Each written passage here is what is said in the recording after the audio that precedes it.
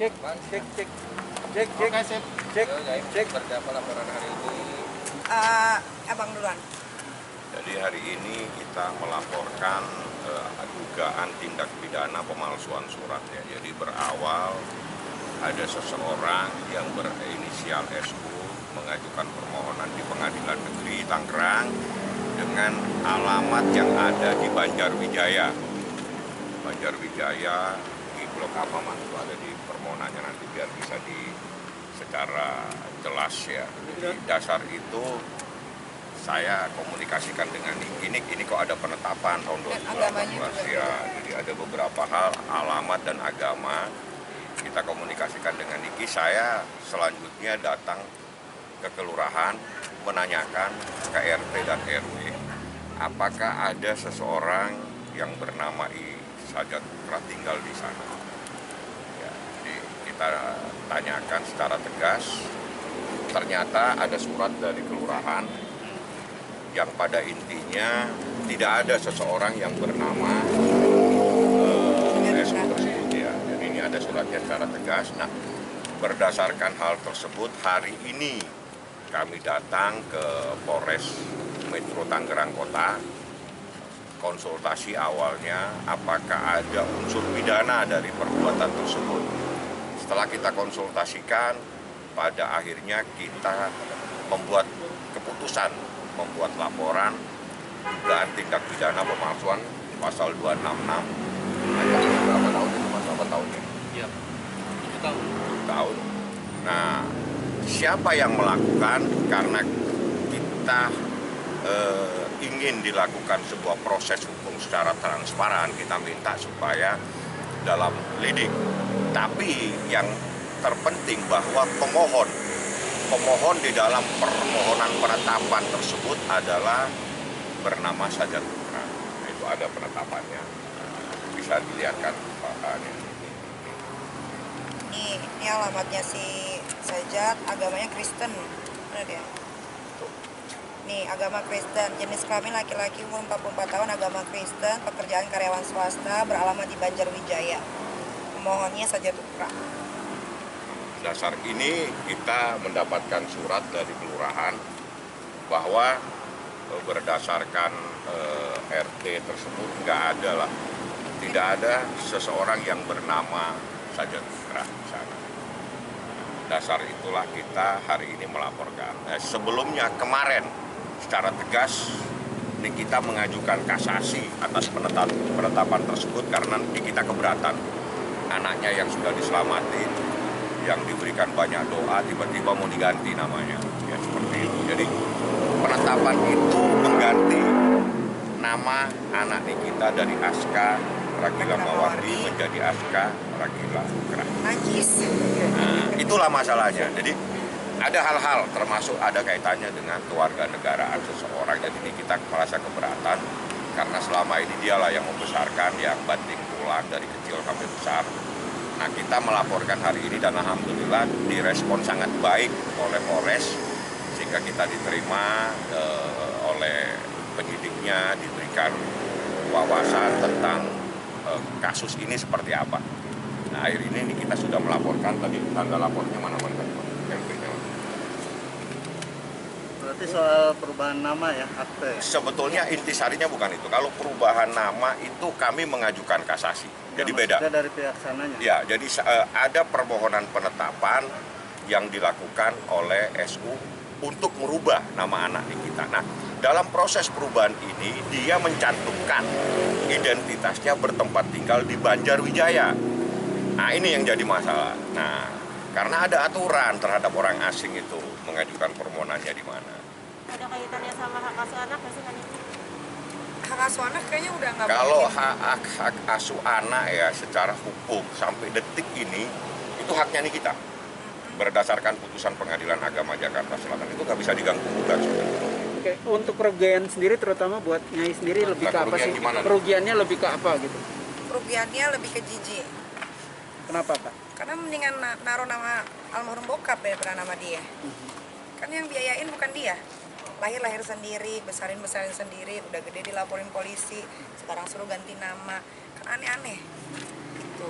Nah, tapi sebelumnya ada permohonan juga atau mungkin kontak ke Nyai gitu? Nggak mungkin, ada, atau- nggak ada. Dia tuh nggak berani kontak gue langsung. Cari-cari ulah aja terus. Tuh. Kemarin kan Jakarta udah nggak bisa failed semua.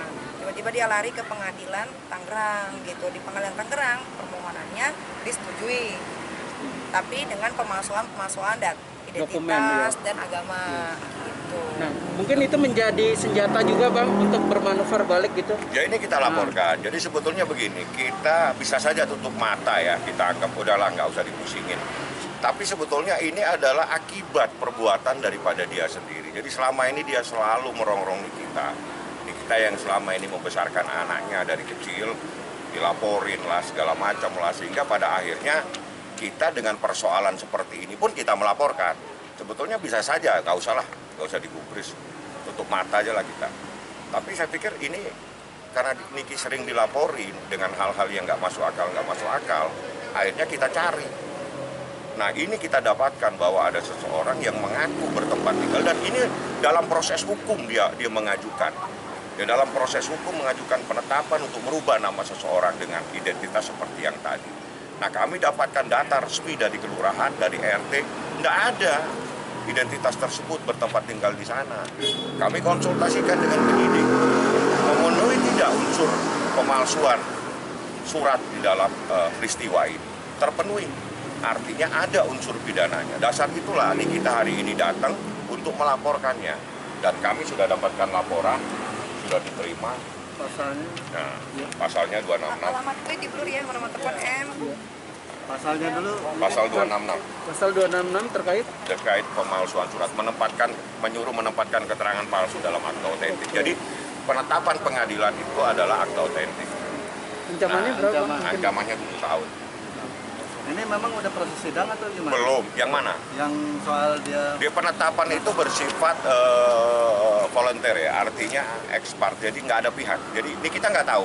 Tapi anehnya di dalam permohonan tersebut yang mengajukan permohonan ini kita. Padahal nggak pernah. Nah, nggak pernah ada. Jadi di situ pemohon selaku ibu kandung. Loh, ini dia nggak pernah ngajuin permohonan. Berarti mencatat nama juga ya. Parah. Berarti Nyai sendiri artinya berhubungan dengan anak nggak pernah tinggal diem gitu ya, Enggak. anak yang diusik gitu. Kan kalian tahu dari brojol sampai besar segala macam kan sendiri gitu. Tiba-tiba datang nih pasukan cikungunya kan selalu ganggu gitu, gue nggak ngerti. Gue bingung kadang-kadang harus menyetopnya tuh seperti apa. Kalau lapor polisi kan sebenarnya itu adalah buang waktu ya kan, tapi mau nggak mau daripada nanti yang sono duluan gue kecolongan lagi, yang udah-udah kan gue selalu kecolongan. Jadi mendingan sekarang aja gitu balik lapor. Ya tapi mudah-mudahan maksudnya gini, buat aparatur negara semuanya di seluruh Indonesia, kalau ada yang namanya Sajat Bukra mau melapor, jangan diterima karena dia penipu. Kalian aja bisa ditipu, buktinya ini sekarang udah ada, ya kan, dari alamat, agama. Malah di situ ada dibaca, dia juga ngomongnya sebagai ibu kandung juga ya bang. Jadi dia tuh udah kacau, udah parah. Gue tuh cuma pengen mereka tuh berhenti ya deh, kalau ngurusin soal anak itu anak gue melahirkan sendiri. Gue membelah diri, ya kan, nggak tahu mungkin gue ditiup bisa hamil. Pemohon adalah orang tua strip ibu kandung. Tahan Ibu bang, kandung nih kita kok. tahan lu bang. Ini, makasih bang. Nih, setelah membaca berkas perkara permohonan tersebut, setelah menerima bahwa permohonan dengan yang mana sih bang? Oh, ini, bahwa pemohon adalah orang tua kandung dari kedua anak pemohon. Kandung.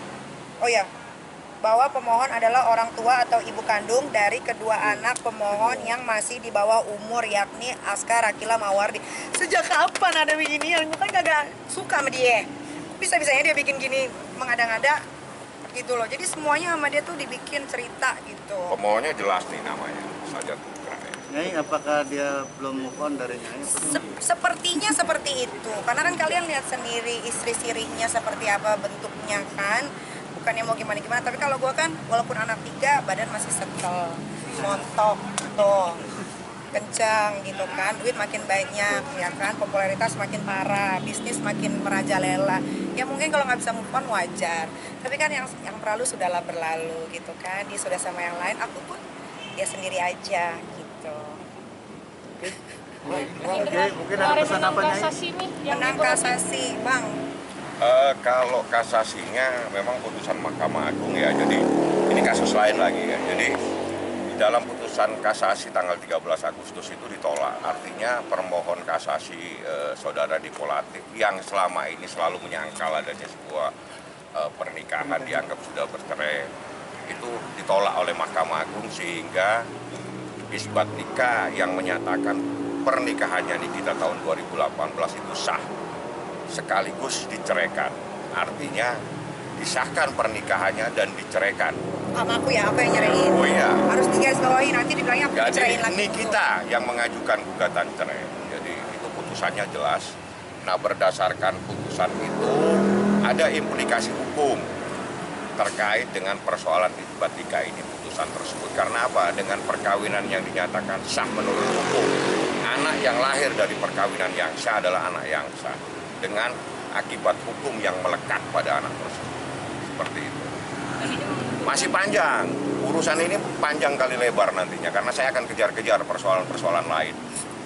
Tunggu tanggal mainnya. Dan ini menguntungkan bagi pihak mami sendiri ya. Menguntungkan nggak menguntungkan, sebenarnya gini, kenapa ada isbat itu akhirnya sekarang disahkan, karena Niki melahirkan anak itu bukan anak dari luar nikah, itu anak sah dalam pernikahan cuman siri gitu kan, tapi kan sekarang sudah di ini ya bang, udah disahkan gitu. Jadi ini sebenarnya ujung-ujungnya buat anak. Nah ini gue kasih tahu lagi buat kalian perempuan-perempuan yang dinikahkan secara siri dan laki-lakinya kurang ajar, bisa kok disahkan, tenang aja, kalian bisa ambil itu apa namanya, kalau cowok itu apa harus ngasih apa tuh, Harta gue gondong gini. nggak ngerti lagi, dan nafkah itu harus, itu bisa, tenang aja, kalau nggak bisa cari gue.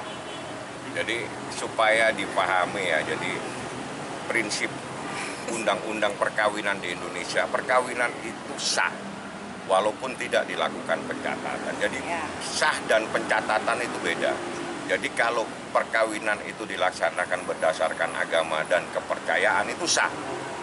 Nah, tapi kalau tidak dicatatkan ya nanti diproses lagi pencatatannya. Jadi pencatatan perkawinan dan sahnya perkawinan dua hal yang berbeda.